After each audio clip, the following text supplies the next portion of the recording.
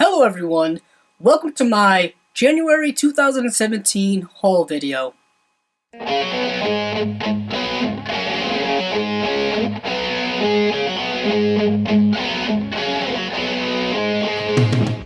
January is a bit of a slow month for me when it comes to grabbing a bunch of movies or books or comic books or anything like that.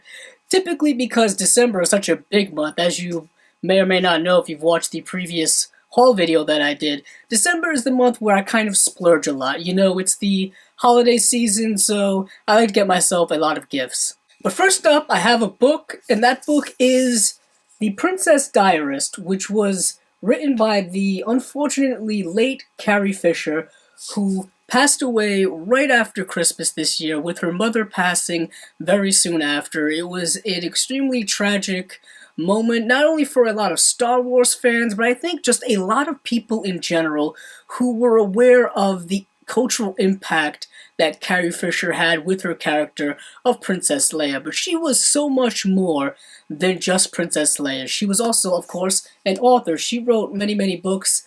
This happened to be, unfortunately, her last one. This book chronicles her time working on Star Wars. The information in this book is culled from a lot of diaries and journal entries that she had written at the time, and one of the biggest things to come out of this book was the fact that she and Harrison Ford had a bit of a romance during the making of Star Wars. That was a big surprise for a lot of Star Wars fans who are, of course, fans of their on-screen characters.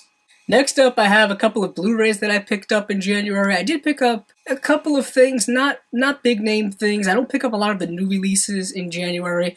A lot of the bigger releases come in February. First up is a Blu-ray season set for a television series that I fortunately found in a bargain bin at Best Buy, and that is Bones Season 7 on Blu-ray.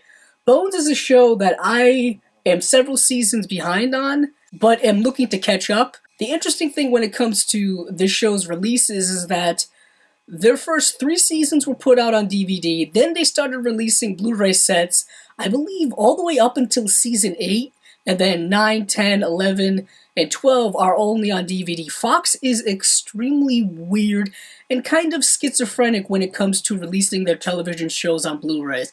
Some seasons will be on DVD, some seasons will be on Blu-ray. It's just one of those things. Next up is a Blu-ray of a movie that finally dropped down to a price range that I was willing to pay, and that is the Blu-ray of Suicide Squad.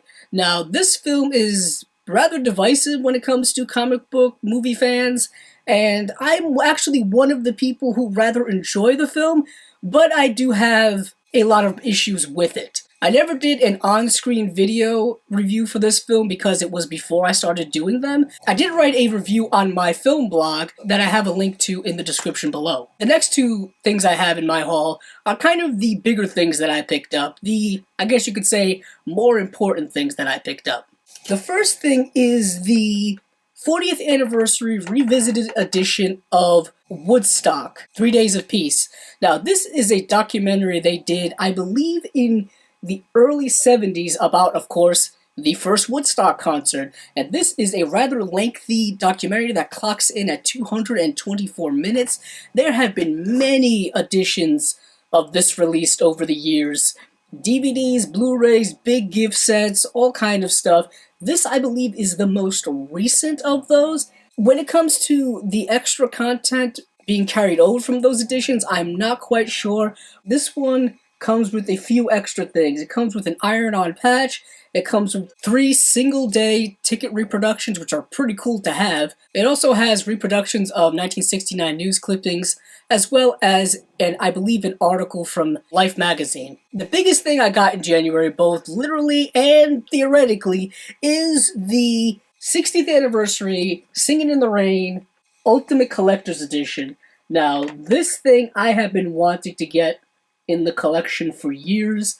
I had constantly put it in and out of my cart on Amazon, but once, unfortunately, Debbie Reynolds passed away, I realized there was no excuses left. I had to get it, not only to honor her, but to really honor classic film. I don't think I could call myself a legitimate classic film fan if I didn't have this in my collection. Now, some people are not fans of musicals, and I understand that perfectly, but this is one of the best all-time musicals, one of the best all-time films. It is a 3-disc set, 1 Blu-ray and 2 DVDs. It has loads of extras. It comes with a 48-page hardcover book, a full-size umbrella, as well as an original door panel reproduction.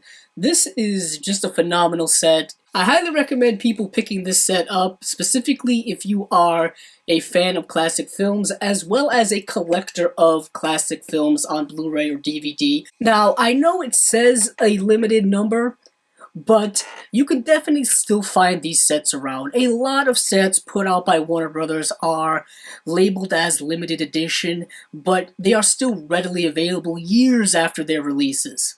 I'm definitely going to be holding off on opening this set until I do a more full review of the film, as well as a more fuller review of the contents of this set. So, this has been my January 2017 haul video.